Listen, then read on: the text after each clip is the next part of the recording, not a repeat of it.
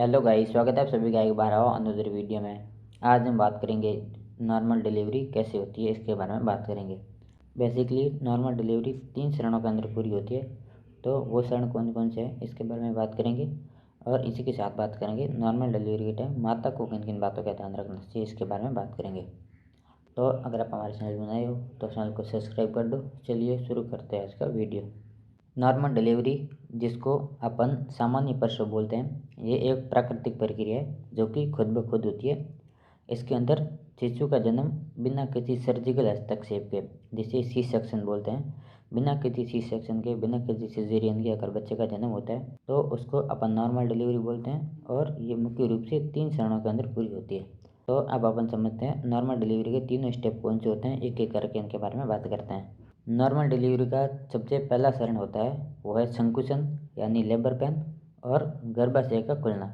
ये सबसे पहला चरण है और ये चरण सबसे लंबा होता है। ये कई घंटों तक का हो सकता है, कई घंटे जैसे 4 घंटे 5 घंटे डिलीवरी से पहले माता को लेबर पेन शुरू हो जाता है और इसके साथ ही गर्भाशय खुलने में भी टाइम लगता है। गर्भाशय का मुंह, जिसको अपन सर्विक्स बोलते हैं, वो धीरे धीरे संकुचन के साथ 10 सेंटीमीटर तक खुल जाती है।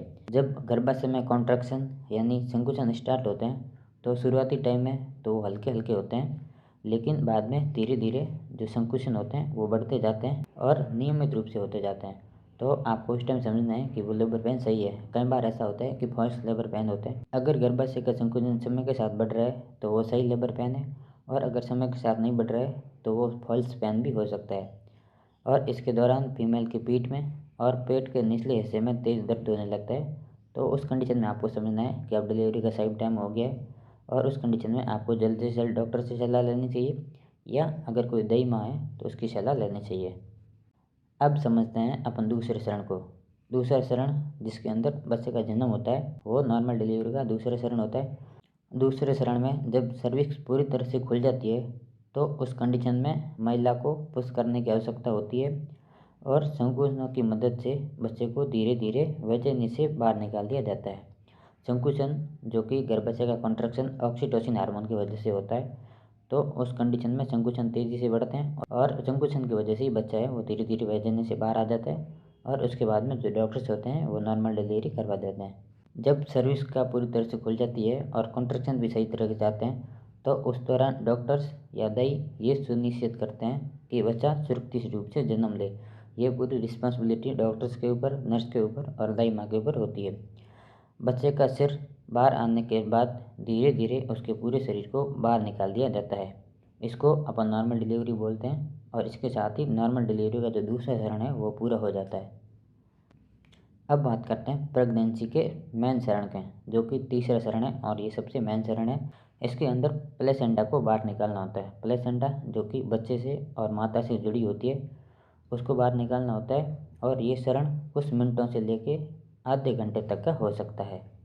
और इसके साथ ही बच्चे के जन्म होने के बाद गर्भाशय के अंदर हल्के हल्के संकुचन होते रहते हैं, जो कि प्लेसेंटा या अपरा को बाहर निकालते हैं। अगर प्लेसेंटा बाहर नहीं निकलती है तो डॉक्टर्स को, नर्स को मैन्युअली रूप से गर्भाशय के अंदर हाथ डाल के उसको निकालना होता है। अब बात करते हैं गाइस, नॉर्मल डिलीवरी के लिए एक माता को किन किन बातों का ध्यान रखना चाहिए, इसके बारे में बात करेंगे। तो इसमें सबसे पहला पॉइंट अपने पास वो है शारीरिक फिटनेस। गर्भावस्था के दौरान माता को व्यायाम करना चाहिए और सही खान पान का ध्यान रखना चाहिए। वो सही खान पीन कौन से हैं इसके बारे में हम लोगों ने ऑलरेडी वीडियो बना रखी है, तो आप हमारे चैनल पर जाकर देख सकते हो। इसके साथ ही एक माता को मानसिक रूप से तैयार रहना चाहिए। प्रसव के समय शांति से और सकारात्मक विचार से और मोटिवेशन के साथ में आपको तैयारी रखनी चाहिए। इसके साथ ही आपको डॉक्टर की देखभाल में रहना चाहिए। डॉक्टर की देखभाल में रहने से और डॉक्टर से नियमित जांच करवाने से प्रसव के दौरान आपको सलाह माननी चाहिए। जो भी डॉक्टर्स आपको सलाह देते हैं उसको फॉलो करना चाहिए, और प्रसव के टाइम आपको मोटिवेट रहना चाहिए और शांत और सकारात्मक रहना चाहिए। तो ये कुछ बातें थी जो कि नॉर्मल डिलीवरी के लिए एक माता को ध्यान रखनी चाहिए। तो गई ये था अपना आज का छोटा सा टॉपिक, नॉर्मल डिलीवरी कैसी होती है। इसमें हम लोगों ने तीनों चरण के बारे में बात कर ली है। पहले चरण के अंदर माता में लेबर पेन कॉन्ट्रैक्शन स्टार्ट होता है, और दूसरे चरण के अंदर बच्चे का जन्म होता है, और तीसरे चरण के अंदर प्लेसेंटा को सही से बाहर निकाल दिया जाता है। तो नॉर्मल डिलीवरी के ये 3 ही चरण होते हैं। और आगे हम बात करेंगे सी सेक्शन यानी सीजेरियन डिलीवरी से बच्चे कैसे होते हैं। तो वो देखने के लिए आप चैनल को सब्सक्राइब कर दो और इसके साथ ही अगर आपको ये वीडियो पसंद है तो प्लीज़ वीडियो को लाइक कर दो।